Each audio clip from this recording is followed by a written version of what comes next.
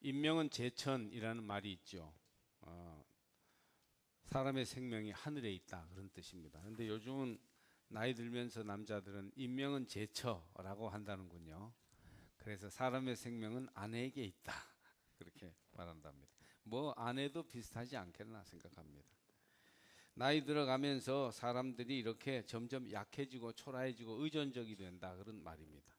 50대 이상 여성에게 꼭 필요한 네 가지가 있답니다. 돈, 딸, 친구, 찜질방입니다. 반면에 50대 이상 남성에게 반드시 필요한 네 가지 여러분 아세요? 아내, 부인, 처, 마누라라는군요. 러시아 선교사로 있는 제 친구는 환갑 지나더니 자기 카톡 바탕화면에 Be the well-aging elderly라고 써놓았더군요. 나이 잘 들어가는 노인이 되자 그런 얘기입니다. 요즘 잘 늙는 것이 사람들의 중요한 과제가 되고 있습니다. 영어로 well-aging, 이게 인생의 중요한 과제예요. well-aging, 잘 늙어가는 것, 잘 나이 들어가는 것. 이게 생각보다 쉽지 않습니다. 요즘 존경받는 노인이 되는 게 실력 있는 젊은이가 되는 것보다 훨씬 어려운 것 같습니다. 저는 그래서 오늘 그런 문제를 얘기하면서 이것이 가정의 현안들이 되고 있기 때문에 나이 드신 분은 물론이고 젊은 이들에게도 자기의 부모님들, 선배님들이 좀 의연하게 존경받는 모습이 되어가는 것을 기대하고 있기 때문에 이런 문제를 같이 좀 오늘 말씀에 비추어 생각해 보고자 합니다. 오늘 본문은 나이 많아 은퇴할 때가 된 엘리야가 하늘로 올라가는 장면과 그 뒤를 이어 엘리사가 갑절의 영적 능력을 받는 이야기입니다. 여기서 중요한 것은 엘리야의 믿음을 엘리사가 이어받는다는 점입니다. 믿음의 계승이에요. 엘리사는 스승의 능력과 성령의 역사를 갑절로 받고 싶었습니다. 엘리야는 번거로운 듯이 3번이나 엘리사에게 따라오지 말라고 명령합니다.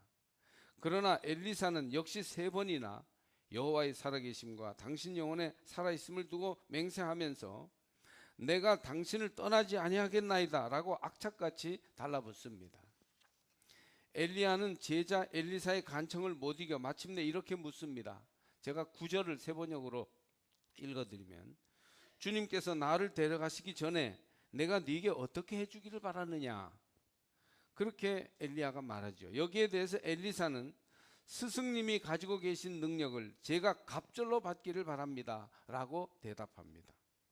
갑절의 영적 능력을 달라고 간절히 바라자 엘리야가 어려운 것을 요구한다면서 주님께서 나를 너에게서 데려가시는 것을 네가 보면 내 소원이 이루어지겠지만 보지 않으면 그것이 이루어지지 않을 것이라고 합니다. 이제 스승과 나란히 제자가 이야기를 나누며 요단 강가를 걷고 있을 때 갑자기 불병거와 불말이 나타나서 그들 두 사람을 갈라놓더니 엘리야만 회오리 바람에 싣고 하늘로 올라갔습니다. 엘리사는 이 광경을 보면서 외쳤어요. 나의 아버지, 나의 아버지, 이스라엘의 병거이시며 마병이시여. 그 후에 엘리사는 정말 갑절의 영감을 받아 엘리야보다도 더 큰 기적과 역사를 일으키게 됩니다. 저는 설교 준비를 위해 이 장면을 여러 번 읽고 몇 가지 번역으로 읽으면서 굉장히 감동했습니다. 구약에 이런 장면이 있다는 것이 참 귀하게 여겨졌어요. 스승에게서 제자에게로 이어지는 믿음의 계승, 부모대에서 자녀대로 이어지는 성령의 역사가 아름답고 완벽하게 그려져 있기 때문입니다. 여기서 갑절이란 산술적인 갑절이 아닙니다. 그러니까 한 번에 10명의 적을 무찌르던 사람이 20명의 적을 무찌른다든가, 산을 하나 넘던 기운이 둘을 넘는 기운으로 증가한다든가 하는 그런 얘기가 아닙니다. 엘리사가 갑절의 영감을 달라고 할 때는 장자의 능력을 말하는 것입니다. 원래 구약에서 장자는 차자보다 갑절의 유산을 받는 것이 관례였어요. 그래서 당신의 성령의 역사가 갑절이나 내게 있게 하소서, 그렇게 엘리사가 자기 스승 엘리야에게 말한 것은 공식적인 적통 후계자, 맏아들의 지위를 인정해 달라는 말로 이해해야 됩니다. 당신의 믿음과 능력을 온전히 나에게 계승하여 주십시오. 난 당신의 믿음과 당신의 그 능력을 받고 싶습니다. 그래서 실질적으로 엘리사가 그렇게 그 믿음을 이어받는 것을 성경은 보여주고 있습니다. 실제로 미국 교회에서 이제 연회에서 원로 목사님으로 은퇴하는 분들 순서를 보면 저희들이 참석했던 위스콘신 연회 같은 데에서는 패싱 더 멘틀, 외투를 벗어서 전하는 의식이 있어요. 바로 이 엘리야에게서 엘리야로 능력을 전수해 주는 것을 이 은퇴식 때 실제로 그 의식으로 행하는 것을 볼 수 있었습니다. 오늘날 우리 기독교의 큰 고민이 믿음을 계승하지 못하는 데 있습니다. 집사님, 권사님 자녀들이 신앙생활 안 하는 가정이 얼마나 많은지 몰라요. 아마 그 집사님, 권사님 자녀들 신앙생활 안 하는 사람만 다 끌어모으면요, 큰 교회가 되고도 남을 것입니다. 우리 삼척에도 많이 있어요.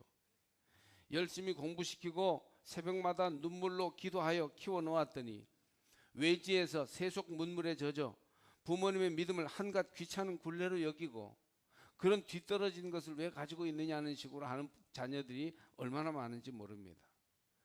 원로 장로님 장례를 치르는데 자녀들이 교회를 다니고 있지 않아서 장례 절차가 모두 어색하고 힘든 경우가 실제 있었습니다. 신방하다가 목사님 자녀를 길에서 만나서 우리 교회 예전에 역임했던 목사님 자녀인데 그래서 왜 요즘 교회에서 볼 수 없냐고 불편하게 물어야 하는 경우도 있습니다. 자녀들을 결혼시킬 때 하나님 말씀 앞에서 서약도 하지 않고 자기들끼리 약속하고 결혼시키는 시대가 되었습니다. 다 믿음을 계승하지 않아서입니다. 자녀들을 교회에 보내지 않고 신앙가정의 청소년 자녀들이 완전히 세속화되어서 믿음 없는 불신 세상에 살고 있습니다. 가치관과 지향점이 다른 신앙가정에서 부모들은 생활하고 그들을 위해서 기도하며 키웠는데 자녀들은 불신앙의 세계에서 살아가고 있는 겁니다. 청장년들이 줄어들고 교회 학교가 비어가고 있습니다.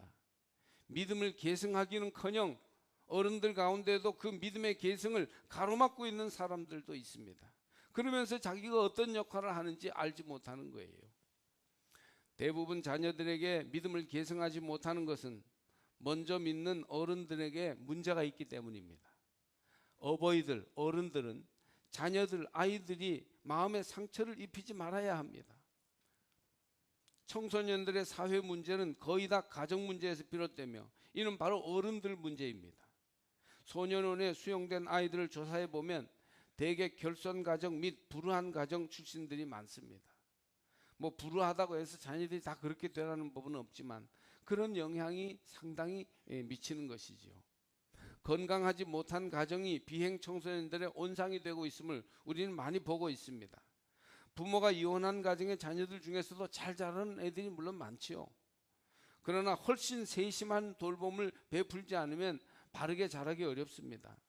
아버지가 술주정을 하고 폭언과 폭력을 쓰는 가정의 아이들은 성격이 비뚤어질 가능성이 많아요. 어머니가 할 일 없이 가정을 비우고 바깥으로 떠도는 가정도 위험천만하기는 마찬가지입니다. 문제 부모는 있어도 문제 아이는 없다고 하지 않습니까? 아이들은 물질보다는 사랑을, 용돈보다는 대화를 원합니다. 그것이 참된 관심의 표현이라면 꾸짖거나 매를 들어도 아이들은 오히려 바라는 법입니다. 정성스럽게 도시락을 싸주는 엄마, 아이를 위해 시간을 정해 하나님께 기도드리는 아빠를 아이들은 존경하며 따릅니다. 인격적인 대접에 목말라 하는 아이들의 내심의 소원을 우리가 읽을 줄 알아야 합니다. 로버트 그레이브스라는 영국 시인이 이런 말을 했답니다. 현대 과학과 기술 문명은 하천과 바다와 공기를 오염시켰을 뿐만 아니라 남편과 아내, 부모와 자녀 사이의 소통을 빼앗아 버리므로 가족 제도마저 해체시켰다라고 말했습니다. 철이 바뀌면 집을 대청소하고 봄이 되면 꽃밭을 가꾸듯이 가정을 향기롭게 가꾸는데 우리의 정성과 노력을 기울여야 합니다. 특별히 신앙적인 면에서, 영적인 면에서 우리의 다음 세대들에게 말씀이 세워지고 하나님 공경하고 예배드리는 자녀들로 삼기 위해서 우리는 기도하고 노력하지 않으면 안 됩니다. 어른된 우리가 존경받을 수 있도록 말과 행동에서 본을 보여야 다음 세대에 믿음을 전할 수 있습니다. 여기 엘리사는 엘리야가 승천하기 전에 악착같이 그를 떠나지 않고 함께 있습니다. 스승에게서 배울 점을 배우고 받을 것을 받으려는 것이고 능력의 외투를 전가받으려고 하는 그런 열망이 있는 것입니다. 너는 여기 머물라 거듭돼 버리려 하는데도 엘리사는 2절에 보면 베델로 쫓아가고 4절에 보면 여리고까지 쫓아가고 6절에 보면 요단으로 따라붙습니다. 여호와께서 살아계심과 당신 영혼에 살아있음을 두고 맹세하노니 내가 당신을 떠나지 아니하겠나이다. 자기의 선배, 자기 부모대, 자기 믿음과 사역의 아버지와 같은 엘리야를 끝까지 따라붙으면서 좋은 리더가 되기 위해서 잘 따르는 추종자, 팔로워가 되기를 힘쓰고 있는 겁니다. 마침내 두 사람은 함께 머물고 제자들 말대로 하나님은 엘리야를 머리 위로 데려가십니다. 사람은 자식을 낳기 전에 280일을 몸 안에서 키우지 않습니까? 3주 만에 알에서 태어나는 병아리나 한 달 만에 생산하는 토끼 새끼에 비하면 엄청나게 오래 뱃속에서 키우는 겁니다. 그런데 태어나도 바로 자립하는 게 아니라 한 2년 정도는 완전히 엄마에게 달라붙어 자라다시피 합니다. 얼마나 공이 드는지 아이 낳아 키우기를 두려워할 정도입니다.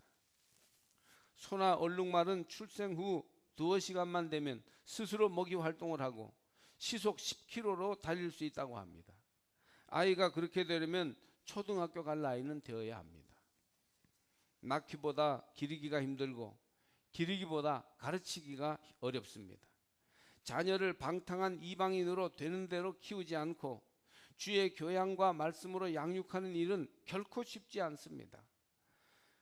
고대와 중세교회를 연결시키는 위인이라 불리는 어거스틴도 방탕한 청년이었습니다. 그는 북아프리카의 타가스테라는 작은 도시에서 태어났는데 재주가 많고 똑똑하였으나 사생활은 불건전하여 청소년 시절에 여자와 동거하는 일도 있었고 이단에 심취하여 가출하기도 했습니다. 참 희망이 없어 보였어요. 애는 똑똑한데 왜 저렇게 별나냐 이런 소리를 들어야 했습니다. 그러나 그의 어머니 모니카는 아들을 위해 항상 눈물로 기도하기를 쉬지 않습니다. 아들이 교회를 떠났을 때 어머니는 교회를 떠나지 않았습니다. 아들은 성가신 어머니를 피해 로마로 도망을 쳤으나 모니카는 하나님 말씀을 마음에 품고 로마로 따라갔으며 후에 아들과 함께 북이탈리아 밀라노에 거주합니다.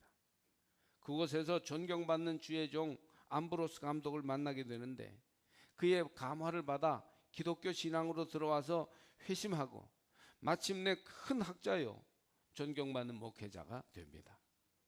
어거스틴의 어머니 모니카는 훗날 성자의 반열에까지 들게 되는데 눈물로 아들을 위해 기도하기를 16년을 낙심치 않고 기도하여 마침내 회개하는 아들을 맞이했습니다.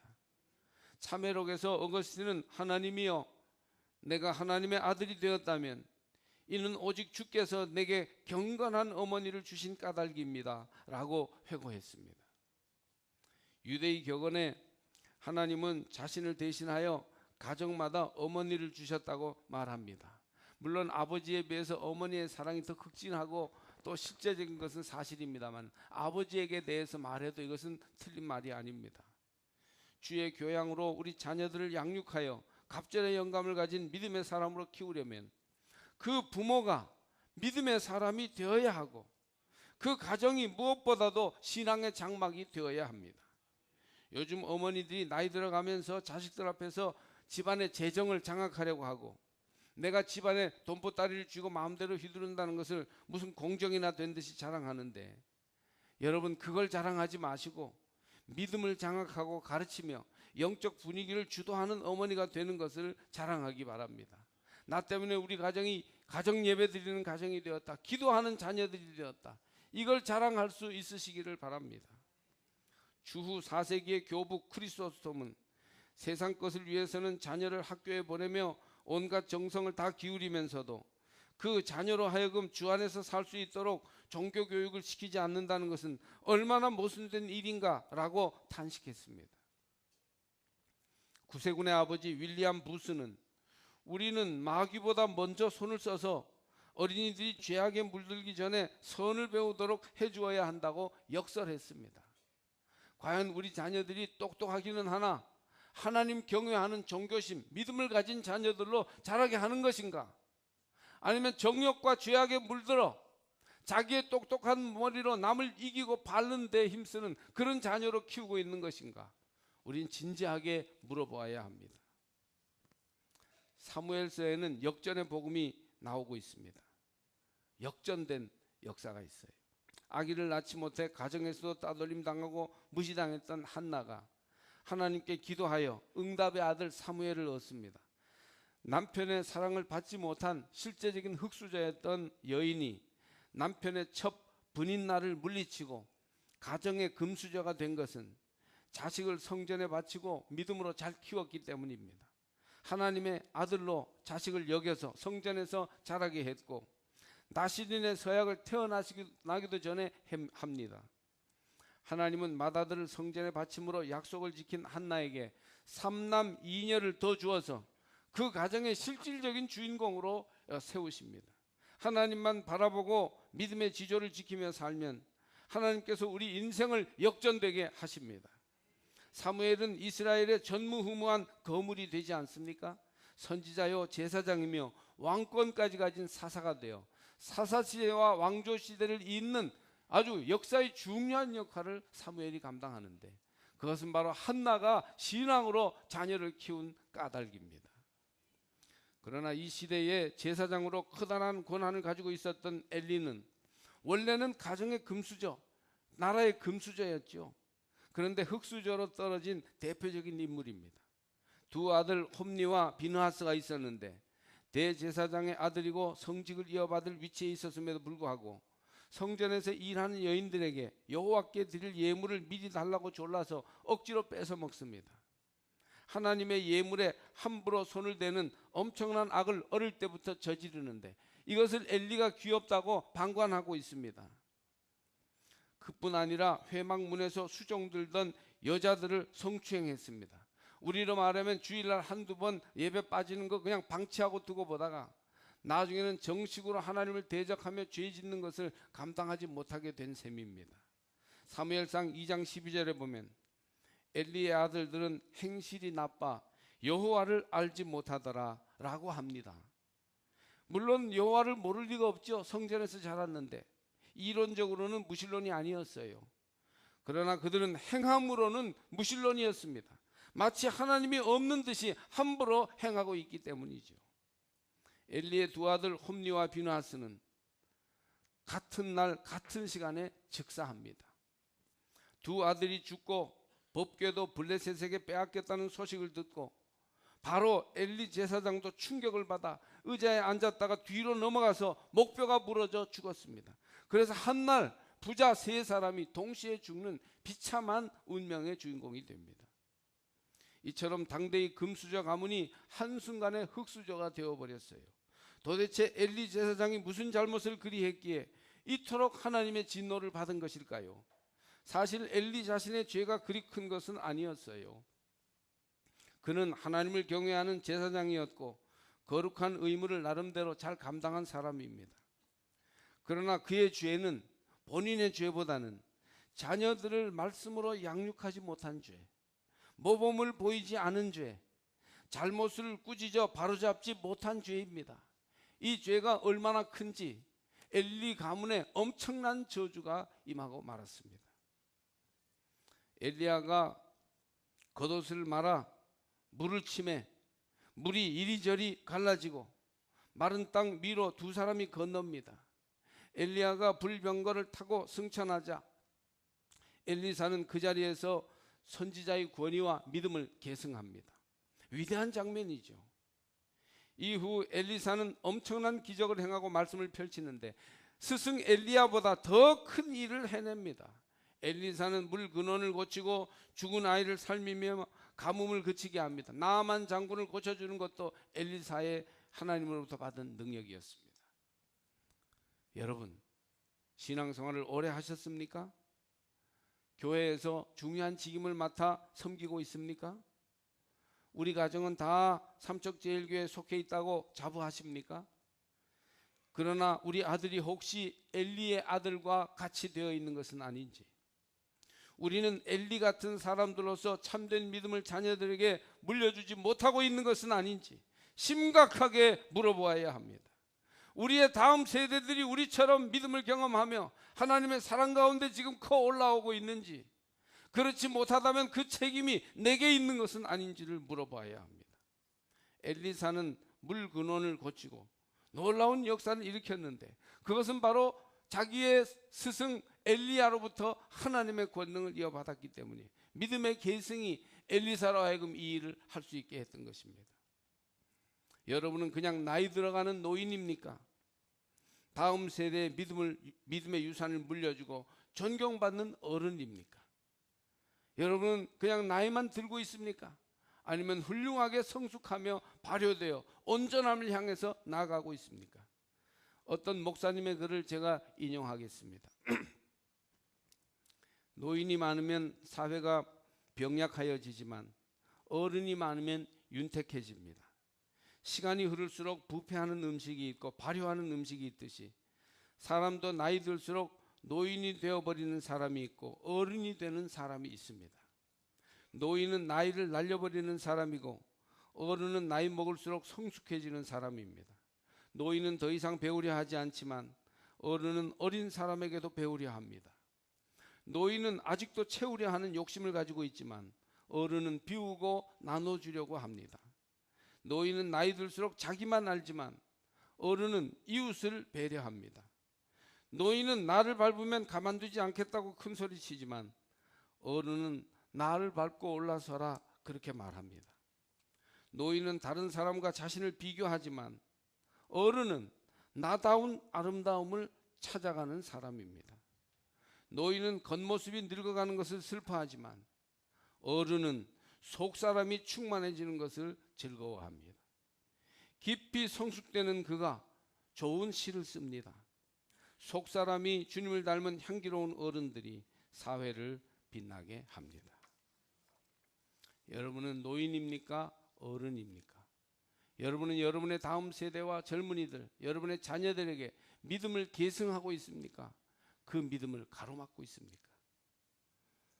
사무엘상 2장 17절을 보면 이런 말씀이 나와요. 너희는 어찌하여 내가 내 처소에서 명령한 내 제물과 예물을 밟으며 네 아들들을 나보다 더 중히 여겨 내 백성 이스라엘이 드리는 가장 좋은 것으로 너희들을 살찌게 하느냐. 하나님의 분노는 우리 자녀들을 하나님보다 중히 여기는 데 있습니다. 정말 자녀를 귀하게 여기고 정말 다음 세대를 잘 살리는 어른이 되기를 원한다면 그들을 그냥 해달라는 대로 따라갈 것이 아니라 하나님을 바로 믿는 자녀들로 세워야 하는 것입니다. 하나님을 무엇보다 귀하게 여기고 우선으로 삼아야 하나님께서 우리와 우리 자녀들을 축복하실 것입니다. 부인이 다른 남자하고 바람을 피운다고 한번 생각해 보세요. 그런데 남편은 가만 내버려 둡니다. 남편이 착한 것일까요? 아니에요. 부인을 사랑하지 않고 포기한 것입니다. 우리 자녀들이 하나님을 경외하지 않고 세상의 가치 기준과 세속의 흐름을 따라 방탕한 삶을 살고 있는데도 우리가 웃으면서 자녀를 귀여워만 하고 그들을 제대로 가르치지 않는다면 영적으로 우리 자녀들을 포기한 것으로서 하나님 앞에 큰 죄를 짓는 것입니다. 하나님은 세속과 육체를 사랑하며 하나님을 도외시하고 자녀들만 돌보는 것을 두고 보지 않으십니다. 우리를 사랑하시는 까닭이에요. 엘리 제사장은 사무엘을 키워낼 정도로 말씀도 있고 능력도 있었으나 자기 자식들을 하나님보다 소중히 여겨 하나님께 복종하는 믿음의 사람으로 키워내지 못한 것입니다. 독일은 전통적으로 어머니를 3K와 연결시킵니다. 여기서 3K란 쿠회, 부엌, 키르해, 교회, 킨더, 어린이, 이 세 단어를 가리킵니다. 어머니가 부엌에서는 육신의 양식을, 교회에서는 영혼의 양식을 먹이면서 아이들을 정성껏 돌보는 나라는 잘 될 수밖에 없습니다. 독일이 역사적으로 죄도 많이 짓고 실수도 했지만 그래도 지금 견고한 나라로 온 세계의 중심이 되다시피 하고 있는 것은 바로 그 어머니들의 영혼의 양식을 먹이는 그런 노력이 있기 때문인 것이에요. 이것을 저는 아버지들에게도 적용할 수 있다고 믿습니다. 아버지들도 요즘 가족들을 위해서 무언가를 해야 합니다. 주방에서 요리를 만들어 먹여도 좋고, 가족들과 함께 놀아주고 대화하며 시간을 드려야 하는 것이지요. 교회에서 말씀을 가르치며 우리의 다음 세대들, 후배들, 어린이들을 돌보는 일을 꼭 하셔야 됩니다. 믿음의 계승, 절대 미룰 수 없는 일입니다. 남이 해줄 수 없어요. 여러분의 자리에서 여러분의 믿음을 다음 세대에 계승하는 지혜롭고 책임 있는 어른들이 되시기를 바랍니다. 오스트리아의 정신분석가 프로이트의 말처럼 사람에게서 종교적 심성을 빼면 인간은 단순히 성적 충동에 의해서만 사는 동물이 된다 그랬어요. 프로이트다운 말이죠. 사람에게서 종교적 심성, 믿음을 빼면 뭐가 남을까요? 동물이 남는 거예요. 끔찍한 일이지요. 우리가 그 결과를 지금 보고 있지 않습니까? 이토록 부유하고 이토록 발달된 문명 속에서도 인간은 비참하게 죄를 지으며 사는데, 그것은 바로 인간 속에 믿음을 넣어주지 못한 까닭입니다. 내가 먼저 믿음으로 존경받는 어른이 되어 눈물로 기도하며 자녀들을 믿음으로 인도하는 성도들이 다 되시기를 바랍니다.